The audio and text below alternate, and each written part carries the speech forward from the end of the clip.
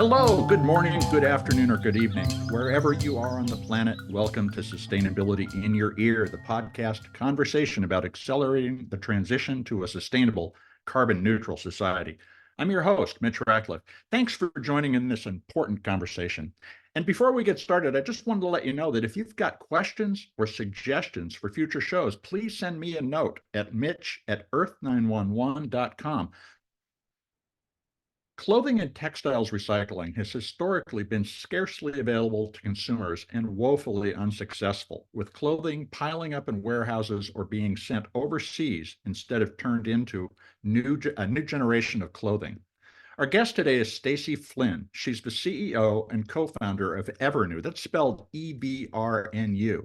Evrnu is a textiles innovation company.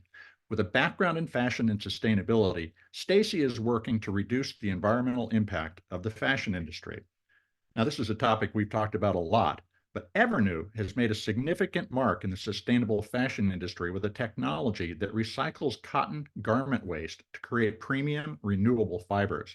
This process not only gives new life to discarded textiles, but reduces the need for virgin resources, cutting down on waste and pollution, as well as water use and a variety of other environmental impacts. The company's first product is called Nucycl, a recycled material made from cotton that they claim performs better than virgin cotton. Evrnu is pioneering innovative solutions that are both environmentally responsible and economically viable. With the growing demand for sustainability in the fashion industry, Evrnu's goal of making all textiles recyclable by 2030 and achieving a net neutral fashion industry by 2050 are bold targets that we wanted to explore. You can learn more about Evrnu at evrnu.com. Again, that's EVRNU, evrnu.com. Let's get to the conversation. But first, a quick commercial break.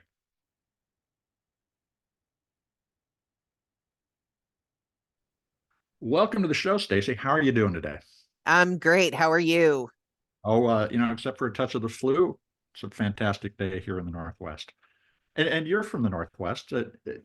You've built your business up here, but how do you describe your journey to the co-founding of Evrnu and becoming a leader in sustainable fashion?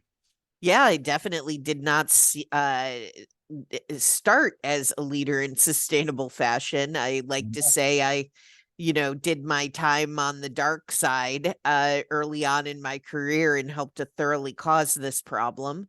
But in the Pacific Northwest, I like to say I have access to people who think differently in the Pacific Northwest, and that's been really helpful as you start to think through how can we change the global apparel industry for the better.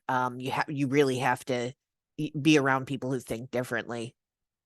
And so tell me where on the dark side and how dark could it get? Oh, the global apparel industry is a huge, it's like the biggest problem most people don't even know they have. Right now, we produce so much clothing. Like, let's look at the US as an example. We've got 17 million metric tons of textile waste being thrown away every year in the US. And this is the impact to make clothing, inexpensive clothing in particular, just is incredibly damaging to the environment, air, water, soil, trees. And it's also incredibly damaging to humans. We've exported most of the production of textiles and apparel outside the United States, outside of Europe, and to countries where labor laws are not as enforceable, and you can really continue to make inexpensive product. We really need to rethink this. Ironically, the damage caused by this industry eventually will kill the end consumer. That's how bad it is. So, our goal is to turn this around in our lifetimes because it doesn't need to be that way anymore. And the industry doesn't seem to fully recognize that it will kill itself before it kills the rest of us. How do you explain that when you're having a conversation with somebody about why a company should adopt something like Nucycl, which I'd like to talk about in a moment? Yeah, when I started the company, I went to graduate school to get an MBA in sustainable systems, and I started studying that particular topic. What it really stems from is corporations are legally required to maximize shareholder profit, which means that they, have to buy low and sell high Mhm. legally. And I think this is one of the root causes of the systemic issue because, if that is the legal responsibility and the CEO is personally held liable, then of course we're not going to see the changes that actually need to be made as quickly as we would like because of the legal requirement of the shareholders.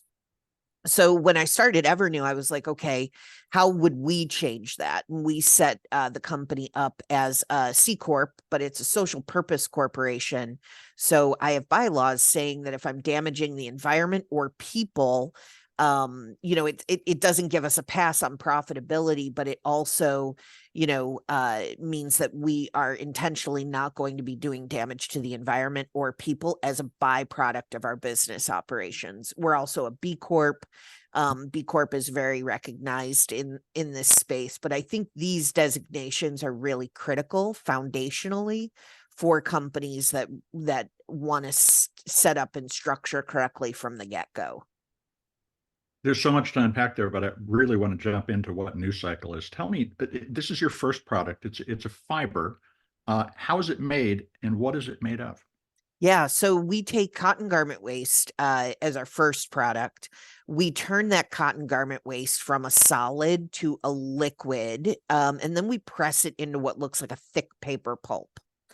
Once the cotton garment waste is in that form, then we can dissolve it using a solvent called lyocell and turn it into a very thick, viscous liquid. Mhm. Once it's in that thick viscous liquid, we can push it through an extruder.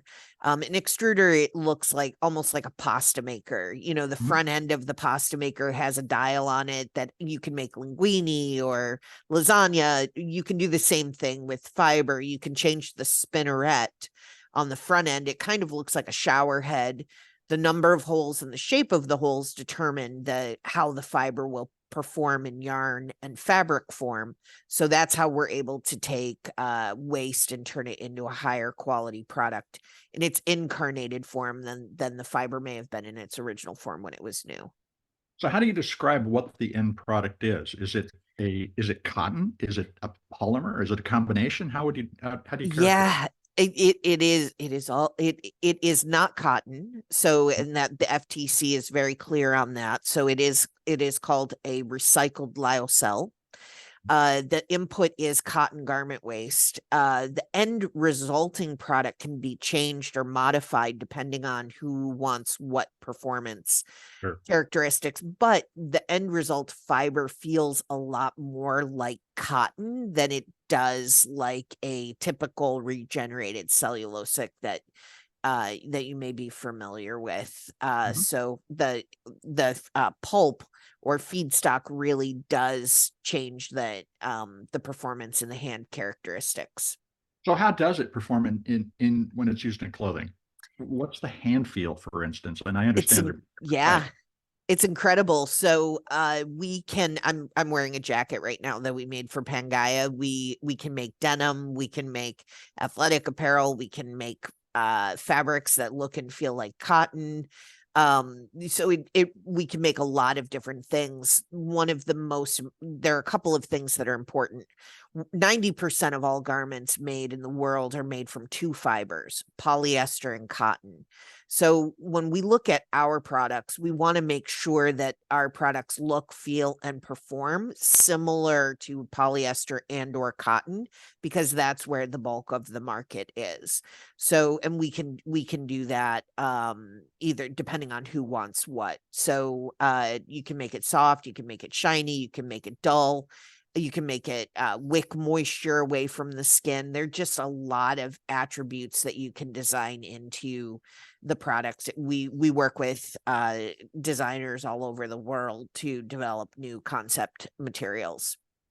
So the pasta maker can create a variety of materials, and essentially you've gone into the business of designing unique fabrics. in partnership with these organizations that you just described? Yeah, absolutely. So my business partner, Christopher Staniff, he and I met each other working at Target Corporation in the early 2000s. And he was my mentor at Target. He's now my business partner. He's probably one of the most gifted textile developers in the world. And, another colleague of ours, Srini Narayana, is also on our team. He also worked at Target with us. But we are really passionate about developing products that not only meet performance needs, but that also give some added feature or benefit to our partner. So that's something we've done now for the last 30 years. So tell me, who are some of your partners, and where would someone find an Evrnu Nucycl product? Yeah, so we're working through those pieces now. We've done some proof of concept launches at retail. We're going to be modifying our go-to-market launch. I'll be really, really honest. We're launching our first direct-to-consumer product next month. And that will be available on our website, through our website, in partnership with the designer. One thing that we have had a hard time with is, it's not typical for brands and retailers to pay for innovation, or commit to innovation. This became a real challenge last year with the fund rate, with the investors Mhm. kind of sitting on the sidelines. And we had to get more creative around how we demonstrate we have a business. So we've decided to go direct to consumer. That's really interesting. So will it be Evrnu branded? It'll be Nucycl branded in Nucycl. partnership with the designer we're collaborating with. Yep. Fascinating. So 2023 was just a terrible year for fundraising. But Anybody you who had, lives to talk about it, I think you come out stronger. But it was brutal, brutal. well, in my experience over the past 40 years or so, it seems like these are the times that really forge the most important and strongest and most resilient companies. Uh, what is your plan to grow in 2024 beyond the direct to consumer model? I mean, Yeah, are you yeah. working We're labels? working with an early stage. We're working with one of our early investors, who's a strategic, very large garment maker in this space, and Mhm. we're working with them to negotiate our first binding offtake commitment. We have $500 million in non-binding commitments, and we got that pulled together in about 90 days because of the quality of our product.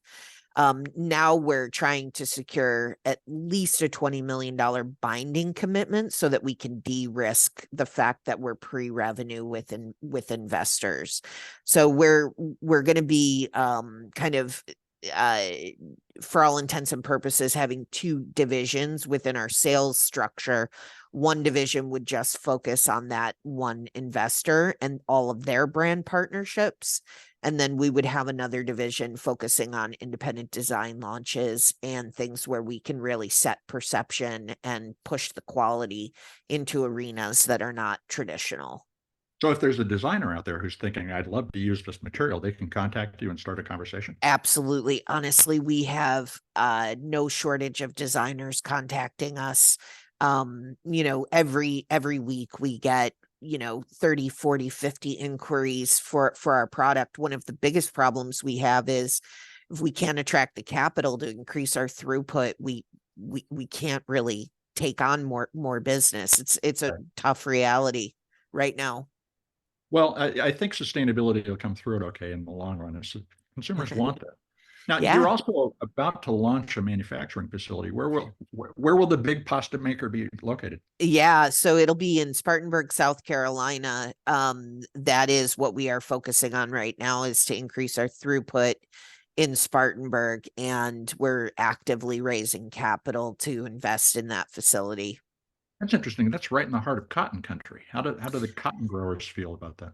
Yeah, Cotton, we need cotton in order to make our product. So it's I think that anything that extends the life of cotton and our I should also mention, there are a couple of things that make our product really unique and our philosophy really unique. And that is, we want to take 100% responsibility for the products we put out in the world, Great. which means that we are really taking a look at impact to natural resources and impact to people.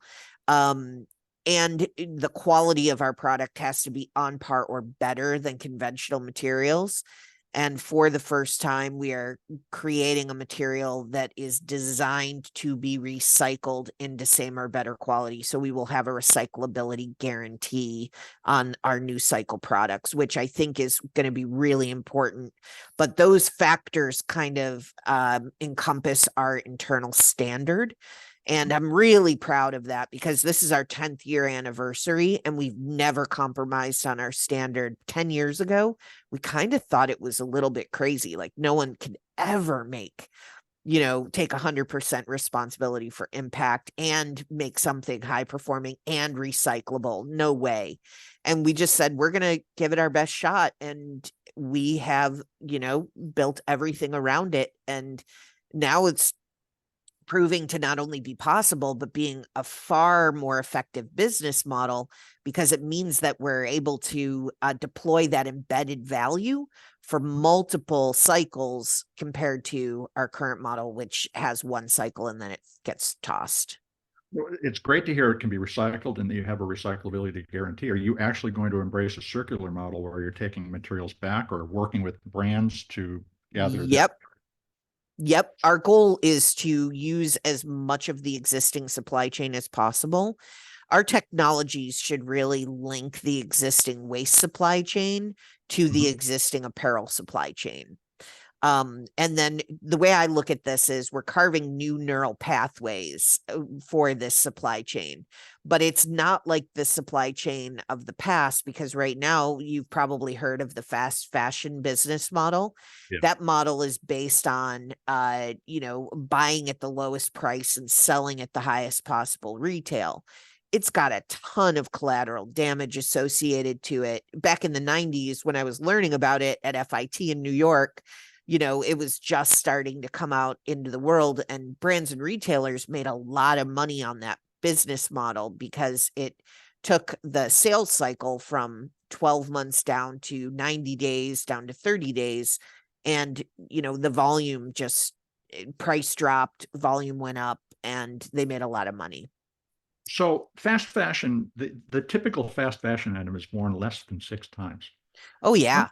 many times can a new cycle based jacket, like the one you're wearing, for instance, be washed and dried and so forth before you would need to recycle it? Oh, and that's why quality is so critical. So this garment and Pangaya also designed it to be a jacket because you would not wash this weekly. You would wash it or launder it monthly. I honestly have never washed this garment and it does not absorb odor. And I'm putting my own product through the ultimate wear test. So it has never been washed and I've owned it for about a year now and I wear it a lot. So I just really think it's important to make sure that the performance is built into the product. It should last a lifetime. And when I say 20, 30 years, like this thing should last. And then we can recycle it into same or better quality at least 5 times. Commercially, we can recycle up to 10 times in our lab. That's what I call return on resource. How we set up our industrial process is all designed to really protect that polymer so we can use it again in the future. So, and this is why the circular economy business model is so powerful because it allows for phenomenal economics and it also reduces impact compared to the comp, which is cotton and polyester. This is just a great story. I want to take a quick commercial break. We're going to be right back. Sounds good. Now let's return to the conversation with Stacy Flynn. She's CEO of Textiles Recycler and advanced material innovation company Evrnu. And for those of you listening, that's EVRNU. Stacy, you just mentioned that the material can be recycled 5 times outside the lab. You've done it up to 10 times. But what happens when the material is literally no longer reusable? Can it go into the landfill, or could it escape into nature and biodegrade? Yeah, so the one cool thing about and to get a little nerdy, our technology is, for those who follow the cradle to cradle methodology, our product is a technological nutrient and a biological nutrient. So we Great. use it, it goes through the technological cycle for as many iterations as we can. But once it's ready, because it's cellulose, cellulose is the most naturally abundant polymer on Earth, it is certified to be biodegradable and compostable. So that's how we return it back to Earth when we're ready for that. And just to be clear, that's industrially composted, or could it compost in a home pile? Good question. I just got a home composter, so we'll see how it does within the home composter. We went through a biodegradability and compostability study with a third party, and they were testing the industrial compostability and biodegradability, not home. Well, send me a swatch and I'll test it in my pile. We'll definitely do that. Yes. So how does the environmental profile of Nucycl compare with cotton in terms of carbon emissions, water consumption, and the other environmental impacts, such as the use of pesticides and so forth, which of course you don't use? Yes.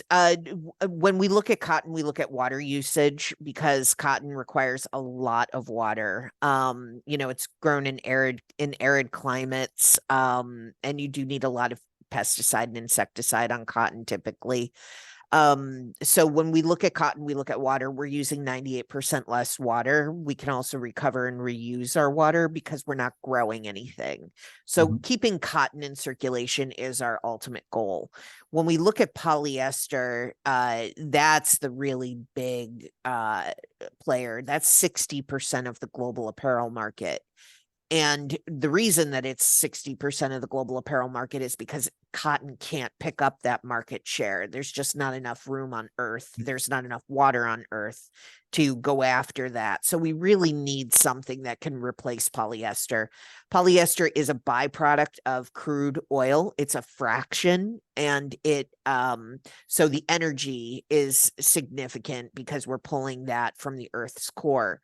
But what is harder and you probably heard a lot about this and read a lot about this, is when we make garments, yarns out of polyester, and we go through the natural wash and wear cycle, that microscopic lint bioaccumulates in nature. Nature doesn't know how to break down petroleum polymers.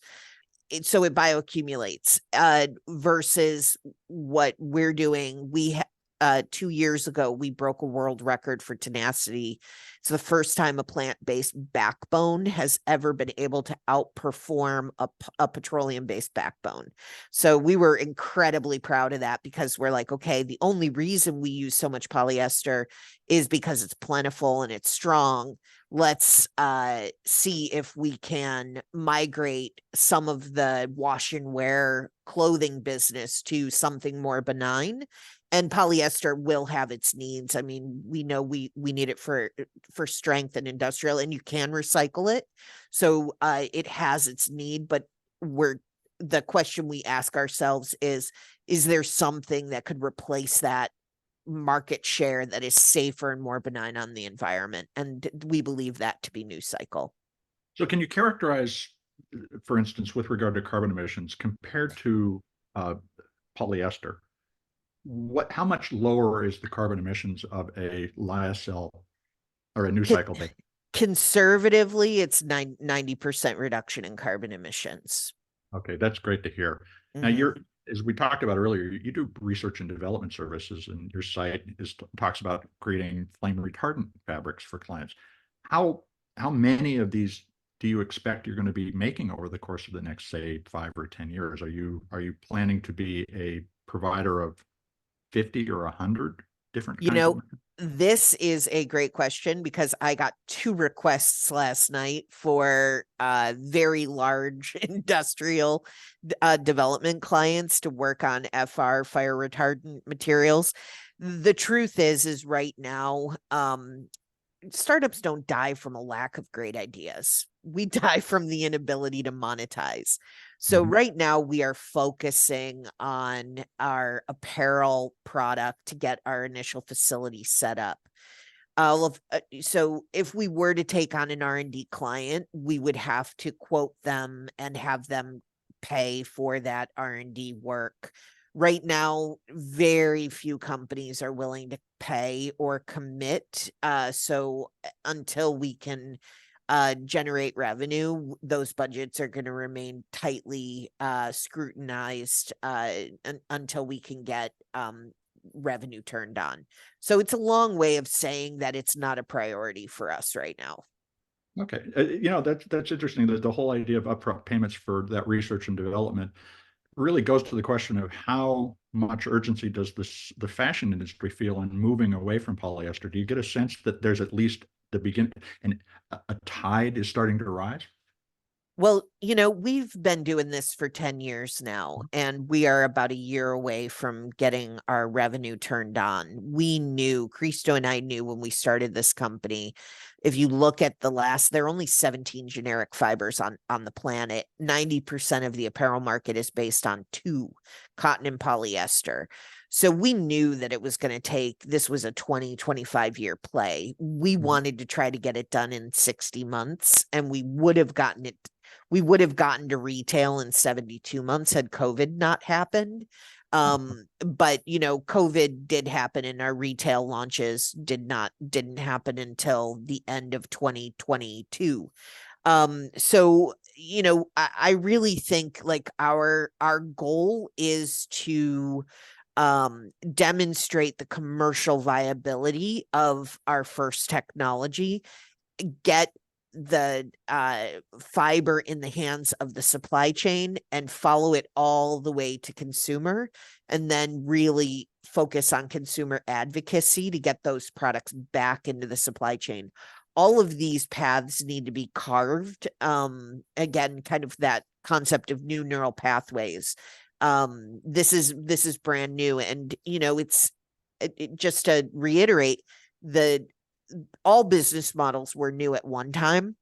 Sure. This one is new for our generation. Once we get the flywheel going and we show people what the economic benefit is and what the environmental reduction benefit is, we're going to see, I believe, a mass exodus to the old way of doing business, which will divest in the damaging materials and will start investing in the materials that create more value long term for the market and for humans.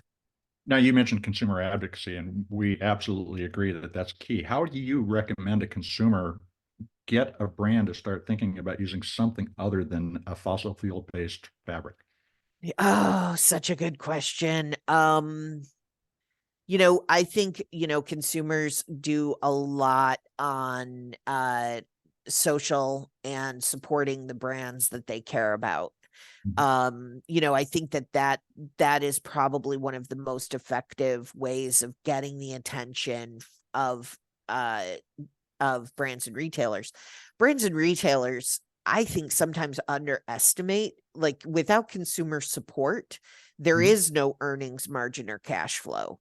So one of the biggest fears that a lot of these companies have is that their consumer base is going to cancel them or somehow turn their backs on them, because the cancel culture really does affect the bottom line and the productivity.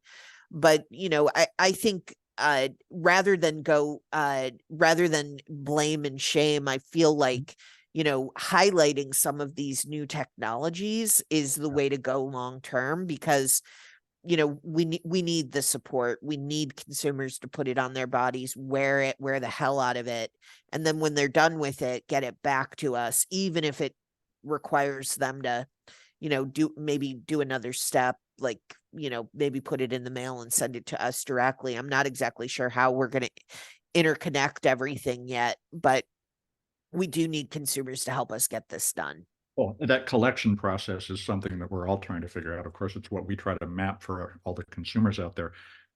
As you think about that, enabling the circular economy, and I agree, we need to go for the rewarding the companies that take the lead. Going negative is, I mean, it's helpful, but it doesn't catalyze lasting change. It only catalyzes, it starts a reaction. As you think about how we're going to achieve circularity, and I know you're still working that out, what do you imagine clothing, buying and using and disposing of clothing will look like, say, in 2034 or 5? Yeah, I've got this mapped out to the year 2050. I'll be 77 years old, and that's when I retire. I envision a world in which all virgin materials have a recyclable counterpart, and our industry is literally self-feeding. Mm-hmm. And as a result, the businesses that are participating are very healthy, and the people who are making, buying, selling apparel are also healthy. These are bold statements because it has never been this way. Since mass apparel was invented at the end of the 1900s, we have exploited people around the world, and moved things around the world where we can exploit people. But I would really like to see an end to this behavior in my lifetime. And how do you imagine clothing and style will change in response to the availability of these new fabrics and materials? Well, I see people connecting people with what they actually want Mm-hmm. versus consuming more stuff. So, fashion is a cultural identifier. It's an artifact. If you look back through time, you can tell a lot about society based on the way they dressed. Fashion brings in all kinds of culture, music, art, design, food, you name it. It's a unifier. It brings people together. So I see us pulling people together in community to really support independent upcycled designers as legitimate business forces, and getting this localized recycling system developed and then rolling up to a more global infrastructure. I see a local connection developing, and that rolls up into a global infrastructure to support the mass. I think it's high time we had both. Well, and I think your emphasis on the local is really important because the circular economy has to be both local and global, and there's interconnections. I mean, we draw a picture of one big circle, but in Yeah, fact, it's millions of circles lots of interact. circles. Yep. But that's also an opportunity to keep more revenue local and to create, for instance, we talked Yes, about the challenges of collection. Do you totally. imagine small businesses participating I or do. right? I do. I see us expanding into that area very soon to connect and network these smaller operations. I see that is a very viable path to long-term growth. Obviously, listeners are going to keep track of what you're doing. How can they follow your work? You can go to our website. It is evrnu.com, evrnu.com, and follow us. You can follow us on all the social channels. Instagram, I think, is the one that we probably play on the most. But yeah, please stay in touch and follow our work. Well, Stacy, thanks for spending time with the Earthlings today. We appreciate it. Thank you. Have a great day, everyone.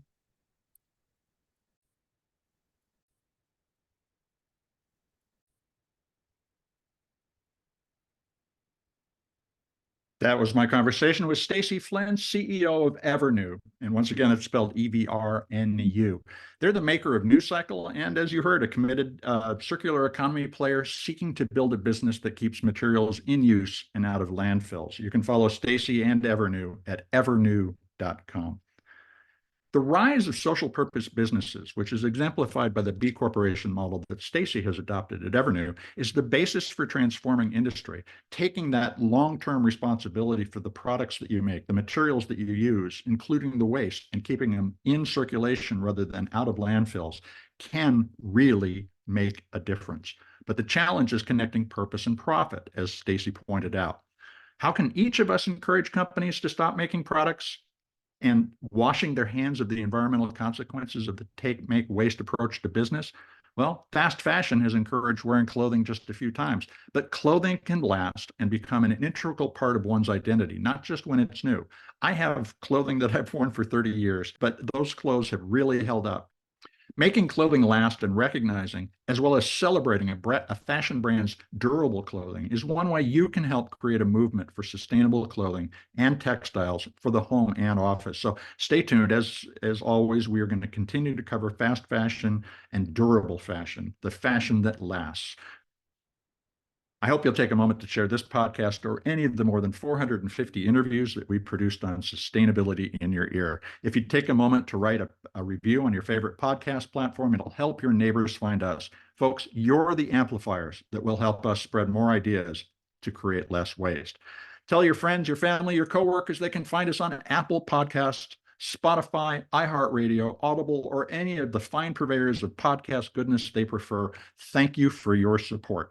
I'm Mitch Ratcliffe. This is Sustainability in Your Ear, and we will be back with another innovator interview soon. In the meantime, take care of yourself, take care of one another, and let's all take care of this beautiful planet of ours. Have a green day.